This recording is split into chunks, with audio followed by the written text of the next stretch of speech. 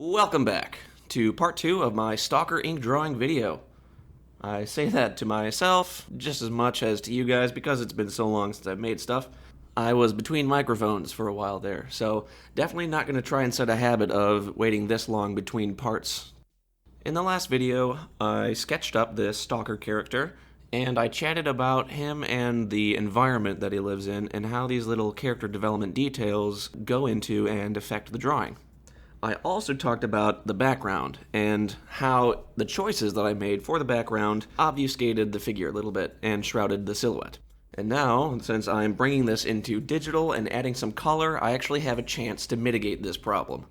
And to illustrate that it is indeed a problem, check out the drawing without focus. At a glance, it is impossible to tell that there is in fact a figure in this drawing, which is why the silhouette is so important. You have to be able to tell at a glance. Alright, so the first step of loading this drawing into digital is to simply paste the image in the program and then set the image to the multiply blend mode, which uses math to make things darker. This effectively lets me paint underneath the original drawing layer, and black still shows up black and the white is totally transparent. I also threw in a flat green background because I knew that this whole painting was going to be generally green in color. At first, I'm only laying in flat colors that make up the figure. This is to define the outline with simple color, and I can go back in and do detail and shadow work later on. I'm also painting this so far on just one layer. This is not really a fancy technique choice or anything. Actually, if it were a larger, more detailed or complicated digital painting, I would divide everything into separate layers. But since this is kind of a quick sketch, I'm throwing it all in one. This also imitates traditional paint a little bit more. Alright, throwing in a little more detail work here and there, mostly just highlights and stuff, one or two lighter values like in the background, in the suit, some shiny highlights on those knee pads.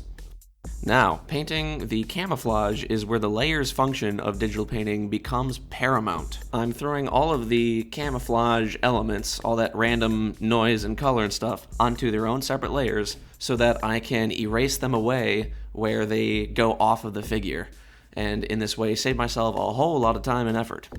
Next, just getting into some more detail. For those highlights on the gas mask, I'm actually drawing those over the original Linework layer.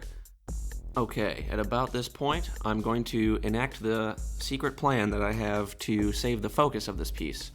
I'm throwing in a flat layer of green and using the various blend modes available in the program to apply it to the line work. So all that was black is now green.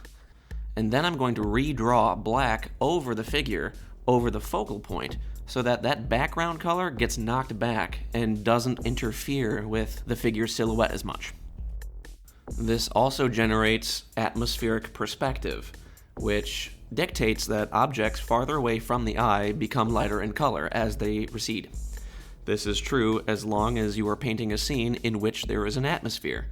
And it's especially appropriate in this one because the atmosphere is, lethal and kind of a characteristic of the environment, so making it really, really heavy and really green is a great way to give a little visual storytelling.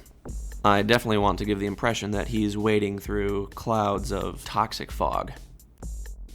As I'm drawing in this new line work layer, I have another chance to exaggerate or emphasize the most important parts of the drawing. I'm rethinking about where my shadows are, which shadows are most important. Do I want solid areas of black? Do I want line work? It gives me a chance to clean up the drawing. And my favorite detail that came out of this was that all the line work of the face behind the gas mask remained that light green. So it really added some depth. It took away all of that cluttery value and contrast in the face. It looks more like a gas mask now. That was a good decision. And now the final bit of detail, I'm adding a green glow behind the figure around the shoulders just to really, really sell that silhouette even more. To make sure it's not too out of place, I'm throwing a little bit of that same color in the background, in the sky, and also to keep the rules of atmospheric perspective intact.